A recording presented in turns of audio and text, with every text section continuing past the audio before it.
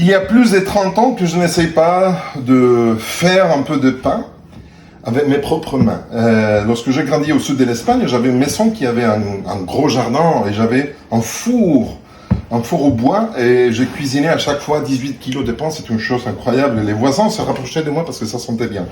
Et depuis ces moments-là, c'est la première fois que j'essaye, une fois encore, j'espère de me souvenir un petit peu, de faire un peu de pain avec mes propres mains ici au Canada. Et pendant que j'étais en train de amasser, de faire le pain, je me suis souvenu de Matthieu chapitre 13 où Jésus nous explique que le royaume des cieux, c'est comme la levure qu'une femme a cachée dans 3 mesures de farine. Et oui, on connaît l'explication de cette parabole, que les choses se passent doucement, on ne voit pas la levure, mais les choses grandissent doucement. C'est-à-dire la croissance de l'Église, ce n'est pas quelque chose de spectaculaire. Mais dès que tu te mets à faire le pain avec toi-même comme un boulanger, tu te rends compte qu'il ne s'agit pas que de ça. Il s'agit aussi de faire la mixture, de mélanger, de opprimer, de presser, de faire comme ça avec le mélange de farine, eau et bien sûr de la levure. Et ça m'a fait réfléchir que parfois on oublie que Dieu, qui est le cuisinier, qui fait les choses, il nous explique comment est-ce que ça marche, mais c'est lui qui est en train de faire grandir son Église et c'est lui qui est en train aussi de faire, entre guillemets, du mal à son Église.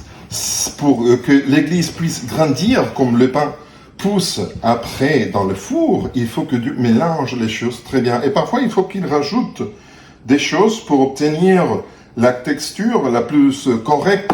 Je suis presque déjà avec cette pâte maintenant.